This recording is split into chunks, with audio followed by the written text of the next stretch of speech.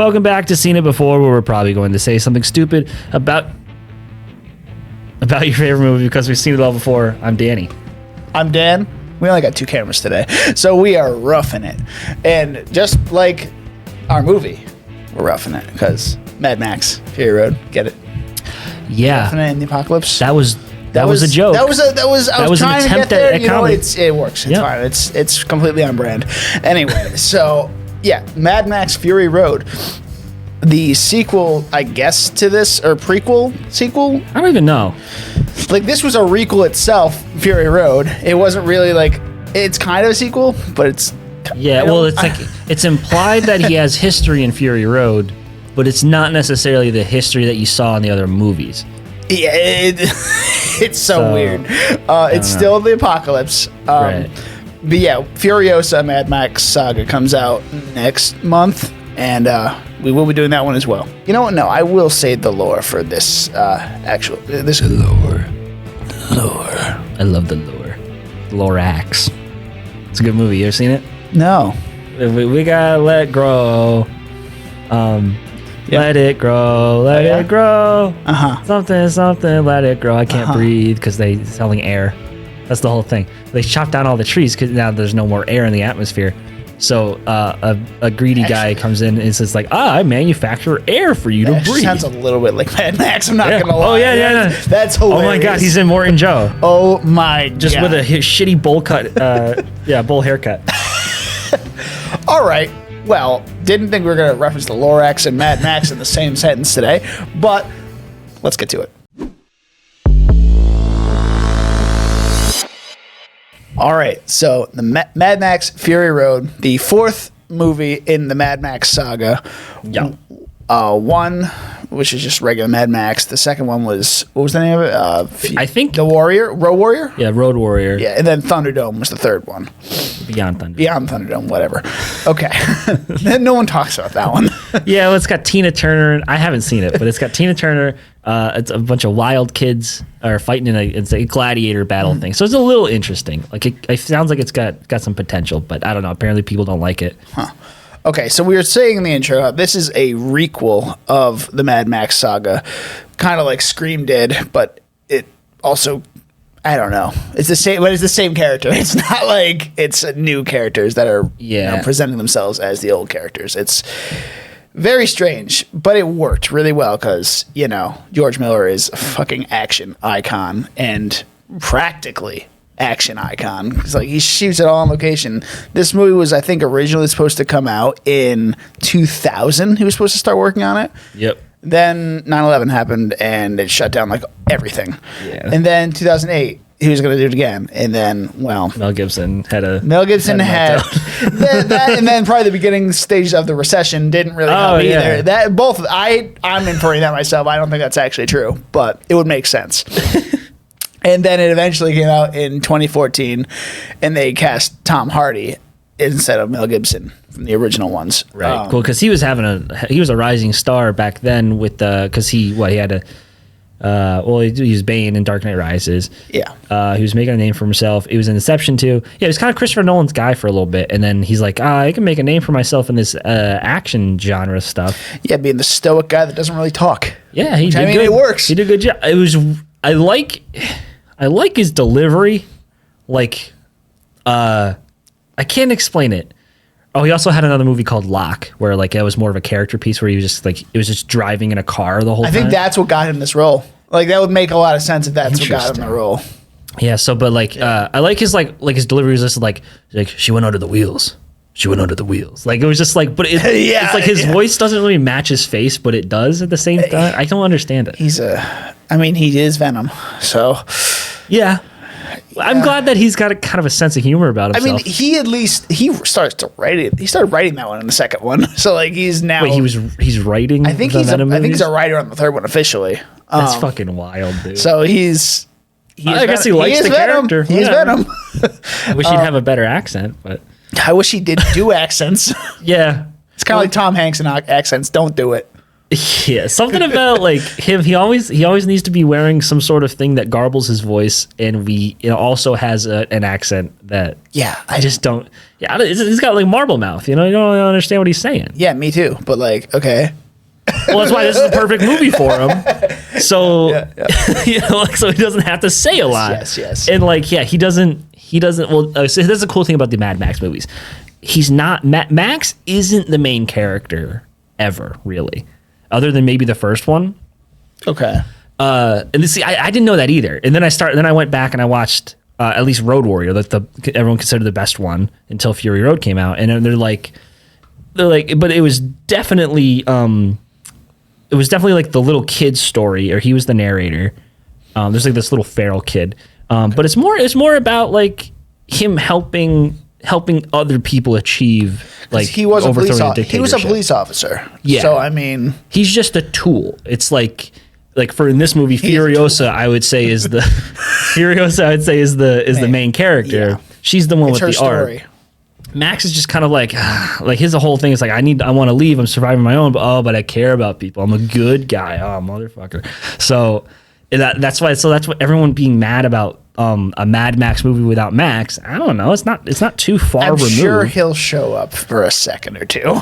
Will he though? Because it's a prequel when they meet in Fury Road. I mean, when Tom Hardy signed on for these movies, he signed on for 3 of them.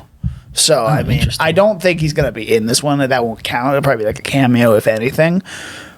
But maybe they'll tease like. How is George Miller going to keep doing these? Like, what are we doing? He's like. Well, it also makes me think. This movie's so jam packed with ideas and so good that like I don't think George Miller knows what else is out there. Well, again, yeah, he's got a lot of things right for the picking. There's lots of different ways it can go in the apocalypse, and I hope he kind of leans into like some of the modern stuff that has taken inspiration from him and implements that into future movies, because that'd be pretty cool to see him take inspiration from others who have taken inspiration from him. Be cool. Yeah, so he can kind of have a feedback loop there. Yeah, I think I'm just worried that like he doesn't really have any more ideas other than the War Boys and the different factions fighting and the fighting over resources and stuff. And it's also kind of like Hunger Games too, in a way, I guess. Yeah. Like, is that the thing about the that one was a Ballad of Songbirds and Snakes? I didn't see it yet, but yeah, really good. Yeah. But it's less about the injustice of this giant system and more about how one person can betray another person. So it kind of scales it down. So I'd like to see something like that in this new Furiosa movie, or if Mad Max can continue doing, or like, more like just different types of stories. Like, or if you don't want to go like, real small scale, you go bigger scale with like somebody has this new technology to bring back like, to unalive, or the, unalive the world. Because that's the whole thing. Who killed the world? Warlords, I guess. Let's get into that, actually. So I found some lore on Mad Max. And the guy who wrote the second movie, Terry Hayes, he was asked to do lore, I guess, for the first 2 movies and beforehand. So, like, what actually caused this to happen? Well, he speculated that the 1979 oil crisis caused this. In the Iranian Revolution and all that stuff as well. So like that's what could have happened if that escalated to where this movie puts it. That would make sense. But yeah, it's kind of like worst case scenario. And yeah, societal collapse afterwards. So kind of works. And then you have people hoarding resources. Yeah. Well, that's why Morton Joe, he's got the water. The bullet farmer's got the bullets.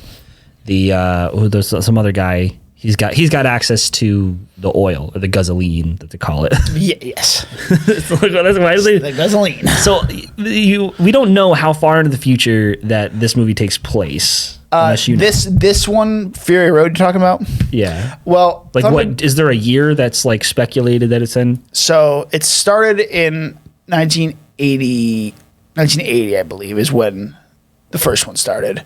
And then it was, a few years for the first 2. And then Thunderdome, that was 15 years later.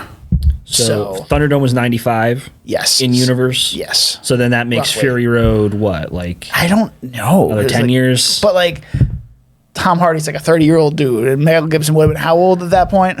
Yeah, he would have been like. Yeah, so like, I think it's a few. Maybe they're like retroactively like canceling Thunderdome, and it's in between Thunderdome and. Yeah, it could be. I don't know, like because Toe Cutter was originally a Morton Joe's name, correct? In the first or second one, I think it's just the same actor. I think they're two different characters, though. So two different Toe Cutter's the villain in the first one. yes. Okay, yeah, he definitely dies in the first one. Okay. And then Morton Joe's just this other guy. Oh, so yeah, maybe this takes place between. I think that would make sense. I just don't know how it leads to the Furiosa thing. Maybe they'll tie Furiosa to something else, and that'll kind of give us a little more information as to where this takes place. Maybe. I'm pretty sure. Yeah, Furiosa is just that's a prequel to Fury Road. To Fury Road, yes. So maybe it takes place around the time of the second movie. Maybe we'll find out. I think she said in Fury Road it had been like either 9 years or 19 years. It was probably 19. But so it'll be before the first one. Yeah. So maybe we'll. And I want to know who Chris Hemsworth is in this new movie. I don't know how much sense that would make though, just because. Well, she was what, 30 something, like late 30s. Yeah, so 19. Well, and then she's a kid though in the actual thing. So maybe she's playing a 30-year-old, and then 19 years before, she's a kid, an 8-9-year-old kid, which would make sense because they are going to do that in this movie. Yeah, this new movie is going to be about her turning into the Imperator. Yes, so I think. Yeah, it's probably going to be like most of the movie with Anya Taylor-Joy is going to be like 10 years, I think, before. So 10 years before Fury Road, which would put it like between 1 and 2, maybe. Yeah. That would make more sense, I think. But who knows? That's all speculation. Anyway, this movie, basically just a giant car chase. Yeah. Big, long car chase. And, Paul's main criticism about Last Jedi is it's just a chase. Like, this is how you do that right. Practically. Practically. And, so I really like just all the set design in... Cinematography. Yeah, it was just amazing. The Sandstorm... Our Guitar Buddy. Oh, the Doof Warrior. Fucking awesome. Yeah. So stupid, but so good. So cool. Yeah, basically, so like the movie starts with you just meet Max, and he's all like, I'm a traveler. I is a survivor myself. I just survive. Yeah, and he gets caught by all the war boys, and I thought it was really interesting that like these guys, these war boys, and this whole society is like so damaged from this radiation from like the fallout or whatever. Mm-hmm. That they have literal tumors growing up, like Nux. He names his tumors. I forgot their names, but they're like so sick, and like so they literally need to kidnap people and use them as blood bags. I just thought it was such an interesting idea. It's very interesting, and I'm just like, oh. I want to know how they narrowed down like who's like his blood type. Like, how did they figure that out? I think blood is blood. I don't think they're actually trying to calculate. They're not. Blood. I don't think they're trying to calculate blood. They tattoo universal donor on his back. Oh, they do. Yeah, he has this whole back tattoo of all his details and stuff. Where they found him, any injuries and stuff. Yeah, it's like an accident report on the guy. And so he's just like chilling. He's like, well, I guess I gotta deal with this. Huh. And then, so separately from Max, you get Furiosa's. You find out in the middle of the movie, you get no explanation. She's just all of a sudden changing course from trying to get. I think they're going to Gastown to get some gasoline. Yeah, and I don't know what's. See, I thought the gasoline was already in the tanker, and they were. I don't know, but maybe she's figuring out. She's trying to smuggle all of Morton Joe's wives out of there because sex slavery, not really cool. Not cool, guys. Not cool. Yeah. And then I just like that. And then like the whole fucking movie just fucking starts. And Max, this is the point I was making with Max is just along for the ride for most of it, and then he can just kind of help out later. Like Furiosa's driving the fucking, for lack of a better term, the truck on this. Yeah. And she's getting to the goal and rescuing all these wives. And it's really interesting seeing like how the wives, they kind of, some of them have character arcs, and the other ones are like they're like, I like my life the way it is, and like it's fine, guys, we can settle. Yeah, and then, won't die. Yeah, that whole first confrontation with Furiosa and Max and everything with the guzzling, I guess, the whole water scene or whatever, where they're So I think this guy's a bad dude because he's just dropping the water and like, you guys can't have it. Fuck you guys. Well, no, I was talking about like when they're in the desert and they have the water hose and everything. Oh yeah, that whole scene. That's how. Okay, so it is. Yeah, that would make sense. Yeah, I think that was water. Maybe they're trading water for gasoline and they're just taking the tanker back. They're doing like a Breaking Bad freight heist thing. Yeah. That makes sense. Okay, so and then just it was just hilarious, that whole scene. It was well done, well choreographed. Max is hooked up to Nux's car, and Nux is also a really cool character. But basically, what they they get caught up in the storm, they get launched in the air, and they crash, and everybody kind of dissipates, and then Max finds a gun or like a shotgun. Then he's about to shoot Nux's arm off, and this is I love that, like the bit where like, so in all that fighting, Max's shoe falls off, and it's so cool. It's a whole other story. Like little tiny mini story there. His shoe falls off, and after he's about to shoot Nux's arm off, and the gun it jams or it doesn't work or whatever. He's like, well, fuck it, I'm gonna take his shoe anyway. So he's got his shoe on, and he drags Nux to the tanker, where then that's where he confronts all the girls. So like. He's just so desperate. He's got this gun that he knows that doesn't work. He's just bluffing. It's really cool seeing like little bits of like visual like teamwork. So like Nux is so funny because he's just naive. He's just a little naive war boy. He doesn't know any better. So he doesn't really hate this blood bag guy. He's just like, okay, we're working together. So like as they're all fighting Imperator or Furious, and then she gets the gun. And then he like drops the mag. Basically, I love the bit where like Nux is like, here's the mag. He helps him out, and he's just like, thanks. And then he like shoots like 3 bullets right next to her head. Yeah. And that's so cool. She's like, okay. Like, okay, we'll cooperate. Okay. Yeah, but this also kind of like, with all this racing we had going on in the desert, it's like Fast and Furious meets what Fallout should be. I guess that's kind of what. Because again, this movie's a whole big car chase and everything. Make Fast and Furious like this. This is how you make Fast and Furious. I'd love to see we were a family, and then okay, just cut Vin Diesel from the whole franchise, please. He's all that's left. Let him go. What else do they have? What, Michelle Rodriguez being all like... Yeah, she can't really hold her own role, I don't think. Gal Gadot's back, I guess, but she kind of sucks too. That could be a cool spinoff, but whatever. Jason Momoa is there, so we're all good. That franchise is so fucking wild. They started off stealing DVD players, and now they're international spies. Goddamn right. That's how it works. Makes sense. But it's just funny thinking like David Ayer wanted to make it, like, because he wrote the first movie. Yes. He wanted to make it like really locked down to like Southern LA, like culture and like gang culture kind of, because he grew up in that. Yeah. So just to see where they took it. I was like, what? He's like, I have. How did we get here? It's like after Tokyo Drift, they started getting more heisty and weird. Yeah. After Fast 5 was a game changer. Fast 5 was great. Yeah, it's the only really good one. Well, 7 was good for different reasons, but then the rest of them are just. I was just interested in that movie to see what they would do, and they pull it off. For the most part, they do. Anyway, bringing it back to Mad Max here.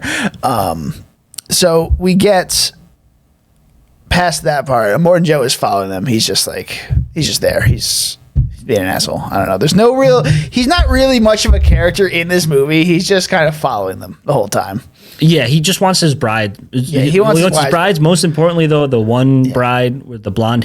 Yeah, he just wants her because she's the one who's pregnant. She's the pregnant one. He's desperate to get a valuable son. I guess. Secure the bloodline. Yeah, because we gotta. What we gotta do? They got nothing else. You got all these resources. So what else would you do? And then, but because everybody is riddled with cancers and all this radiation and stuff, you just literally can't. Like Rictus is like the closest thing, but he's just fucking stupid. He doesn't understand. Yeah. So like he just wants like a good, viable son that he can carry on his thing. So on some level, I can understand it. Yeah. So you're still a dick though. You're kind of a dick. Yeah. Then where are we? She dies. Yeah, so that girl ends up dying. It's interesting because they kind of so when they're first meeting each other. Yeah.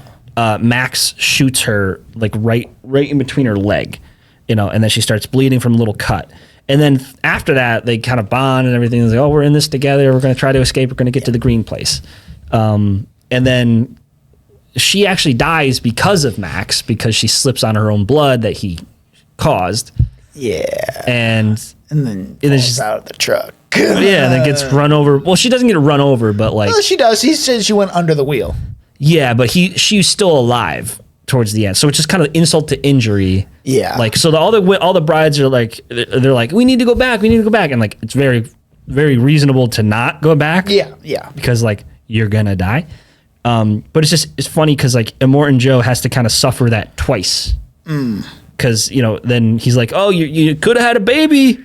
It could have been good if you just, she survived like another month or whatever. She had the baby and whatever. Yeah, yeah. So then she dies on the operating table. And then what's his Angus Sampson, I want to say is his name. He's the doctor in this, but he's also one of the techies in Insidious. Yeah, I don't know his name. The guy that's like Lee Winnell's partner in that. I know the guy you're talking about. I didn't know he was in this. I didn't even think about that. Yeah, he's a doctor. Oh. Yeah, he's got a little mohawk and everything.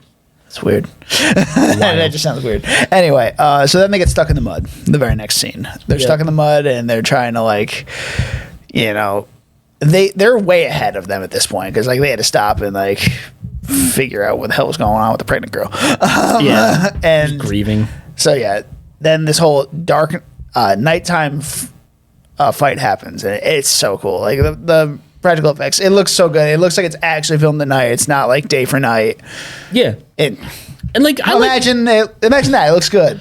I like the whole use of color grading, I guess. Yeah. So everything's blue. Yes. To convey that it's nighttime. But it looks like they actually did shoot it at night. So yeah. But then also the best part is that like there's little bits of like flame or whatever. Like there's like they're using a flame at one point. Oh, yeah. And then all the light, the blue goes away in that little section. Yeah. So there's but it's so like vivid. So they only could have like color graded or like did some sort of effect there. There's the cinematography again. Just all that stuff. It looks so good. Yeah. Why can't more movies do this, man? Why can't more movies do this?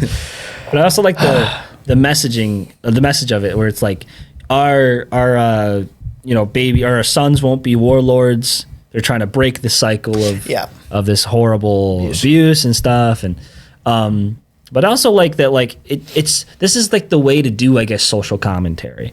If you want to tell a story about oppression and have women characters, don't be so heavy-handed with it with what they're doing. Do what they did here, where you have this society of women, this old women, and they're like they're warriors too. So it's not like that's the problem. It's just they have a reason for being that way because the world is hard, and they're still using feminine qualities. Yeah, like the one lady, she's just trying to grow a plant. Yeah, and she's just trying to make them humanize them. Like it makes it so much better. You don't have to make them like these fearless women who have no flaws, as you always say. Yeah, they got flaws. Like Furiosa, like she's the closest thing to a warrior or Galadriel that we're dealing with now, but she's still a human character. You can see her just desperation to get back to the green place, and when she realizes it's not there anymore, she's fucking done, dude. She's just like, what the fuck do I do now? Yeah, and then she gets the resolve to go back into the to the Citadel. With Max's help. Again, he's a tool. Yep. Yep. But yeah, I just love. She's just such a good like main character. Yeah. And that she's still like a guardian for these women, and like it's in like the messaging about like fertility and like life and stuff. It's such a feminine kind of area of film that you don't really get to see a lot in that way. Especially this way, yeah. Yeah, but it's still a badass action movie. So it's like Hollywood's looking for this exact sort of thing, where like you have real life women characters. I don't want to go on a rant anymore. Oh, I know. But you know what I mean? It's just like, this is how you do it. Yeah, Just do that again. Yeah. So back at the Green Place. So it doesn't exist anymore.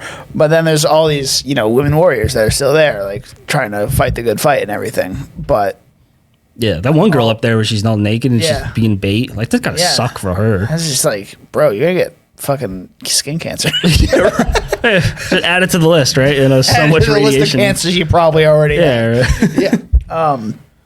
And then just where Furiosa, as you said, realizes it's not here anymore. Yeah. She's like, burn it all down. Yeah, she's just back to the Citadel. She's fucking done. Yep. Burn it down. And well, she's gonna go. She's like, we're just gonna fucking continue for 180 days and see what the fuck we got. And Max is like, listen, I've been around, guys. There's nothing out there, guys, because it's fucking Australia. Yeah. It's just all deserts.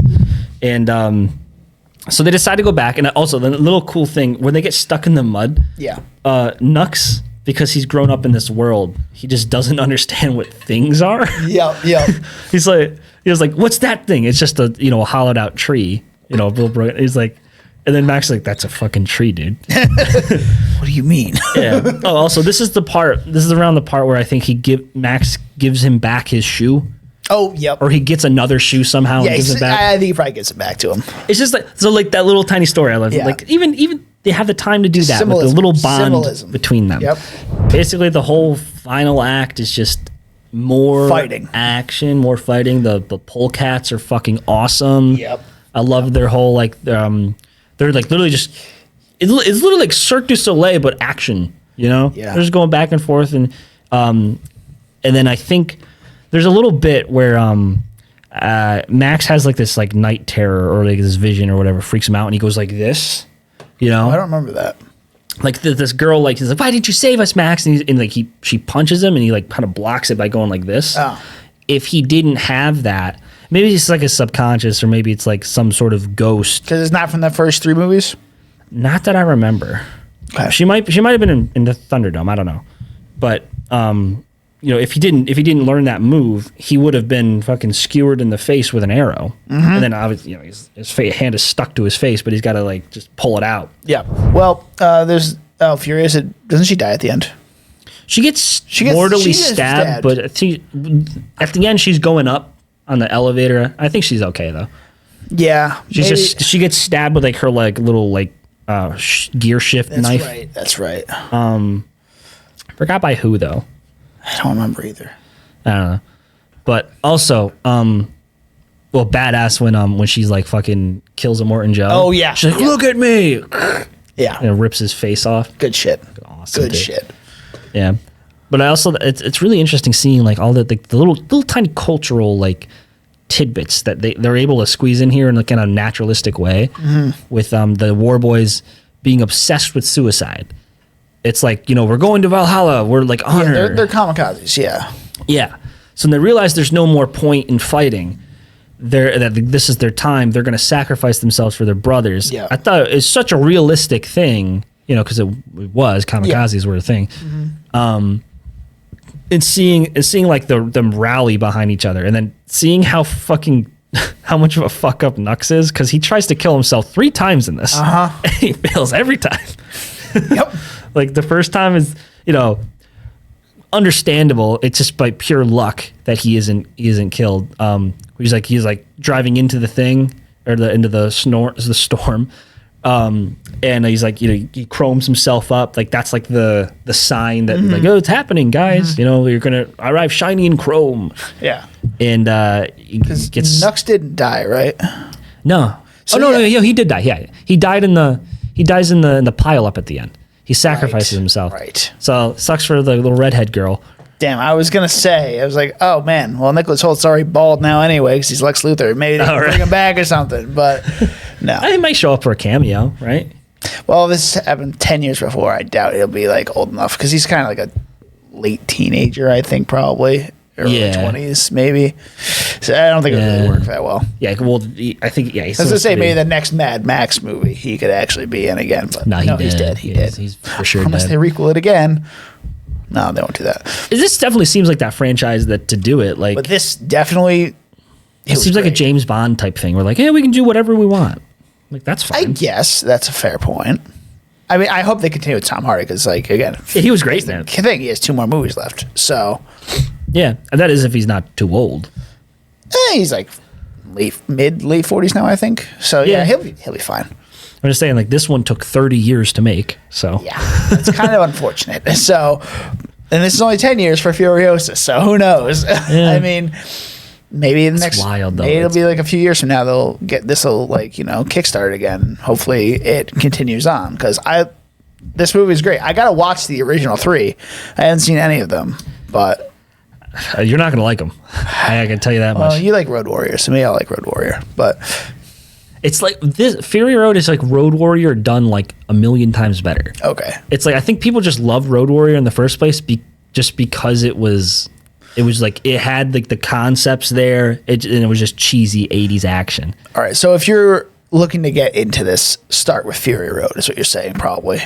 Yeah. I'd say just start and stop with that right now. Don't worry about trying to like catch up on everything. Just because Fury Road kind of wipes it all off. There's like, I mean, it's interesting seeing the first one. Yeah, because you get to see roughly what the world was like a little bit before it got really bad and like the really like the wasteland. Because you get to see like he's literally he's driving a cop car. He's got a family.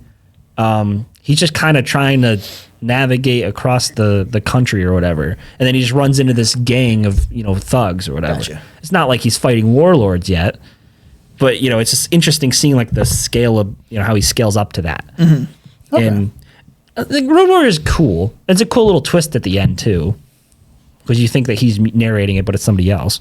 So it's got all the elements. It's just not. They didn't have maybe the I don't know, the wherewithal to make that happen, to make what it could be happen at the time. Yeah, well, I think they didn't even really have a script for this movie. It was just storyboards for the longest time. Oh, yeah, I guess, but that's weird. For Road Warrior?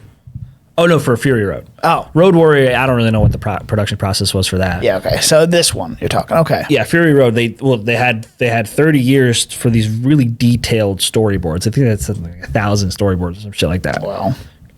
Basically, the whole movie mapped out, and I remember them saying something with with how they were filming it to make, because everything's happening pretty much all at once. It's all crazy and stuff. To help the viewer like watch what's coming next, they just align everything in the middle of the frame, so you don't have to move your eyes. You can just absorb it. I like that. Yeah, and it's an easy watch. It's an easy background. This is a very easy background movie. Yeah.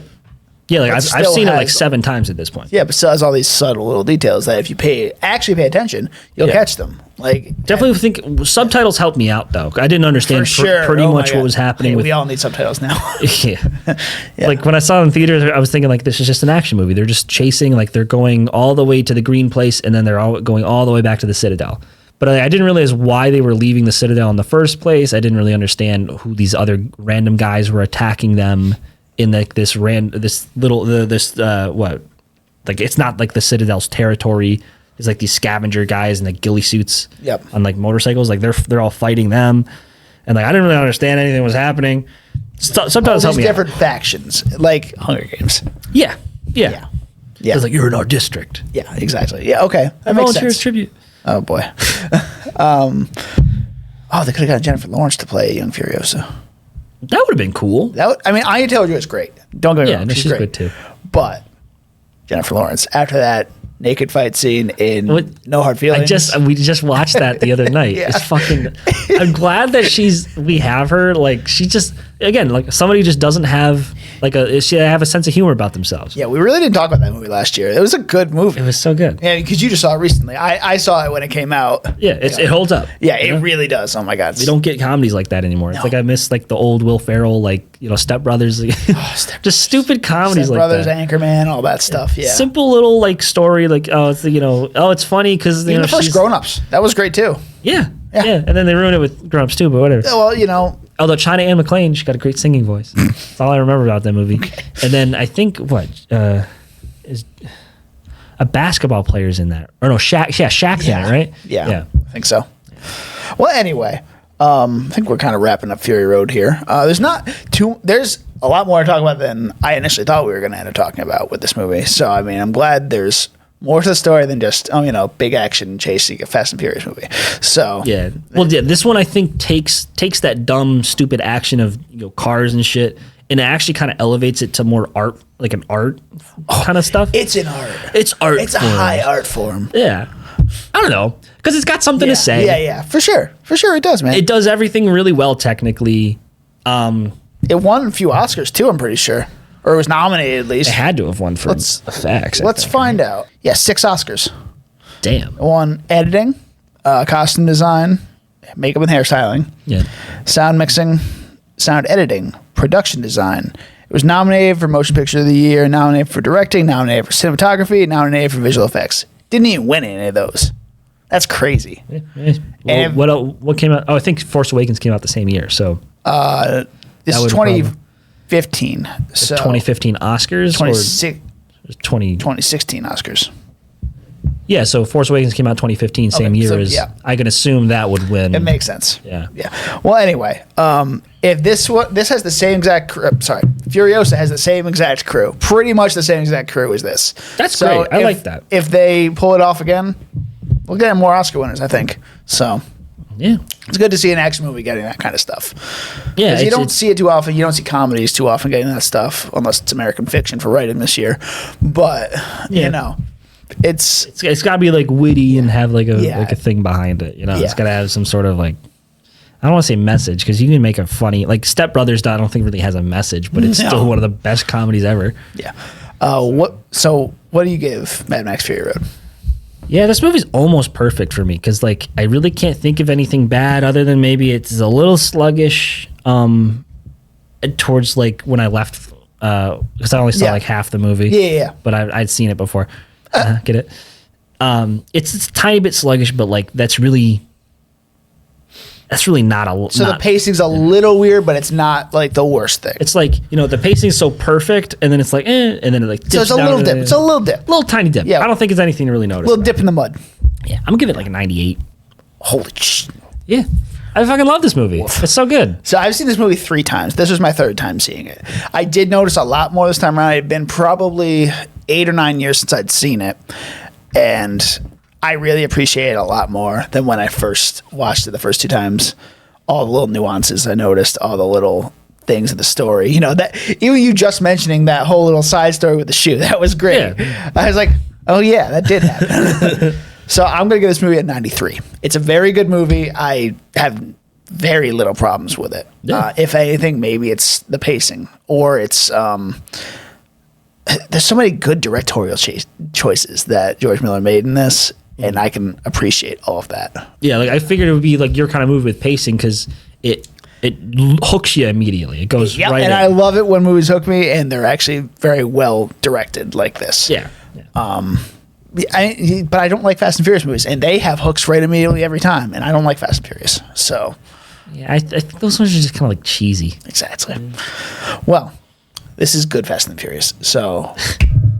We're Seen Before. You can find us on Instagram and TikTok with the handle @SeenItBeforecast. That's SCENE it Beforecast. And on Twitter with the handle SIB_pod. I'm Dan. I'm Danny. You can find me at Instagram at Danny_Was. My letterboxd and serialized at DJ Was, or my YouTube channel, which is just Danny Was. He's pointing at me. So I'm Danny Was. Anyway, so our next movie, we don't have too much going on in April this year, but I think we have something coming up soon. Let's find out. Oh yeah, the Ministry of Ungentlemanly Warfare. Right. That's going to be our next. It's my birthday weekend. So I'm excited for that one. Yeah, that one's going to be a fun one. It's going to be another, hopefully has a good story to it. Yeah. But it's a Guy Ritchie movie. I'm just glad that like Alan Ritchson, I've been a fan of him since Blue Mountain State, baby. I'm just so glad he's getting recognition, because Reacher's also really good. And if he becomes Batman for the DCEU, that would be fucking awesome. That'd be so cool. Yeah, like what a career that he could be like the fucking jacked Batman that like jacked Ben Affleck got close. Mm-hmm. Got real close with it. Mm-hmm. But Alan Ritchson, he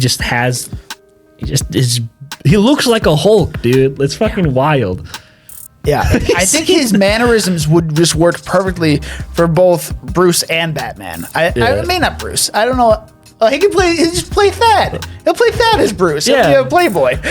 he's got to not give like the stink face. You know, he's like he does like that weird like stink face a lot. You know, that's the only thing. Like that's when Thad Castle's coming out. Yeah. Put the Thad away. Yeah. Well, and also in this Gentleman Warfare, we got Henry Cavill. Yeah. You know, finally breaking free from all like the dumb superhero movies and Superman. Like, I really wish we got like a great version of him as Superman, because I think he can pull it off and he has the look. But I'm glad to see him that he's got his own thing going on now. Yeah, I mean, we got him, we got Alan Richardson, we got somebody else too. We got Carrie Elways in this movie too. That would be cool. Yeah, it's got a decent cast. It's gonna be fun, and I can't wait to see it. So until then, we'll see you next time.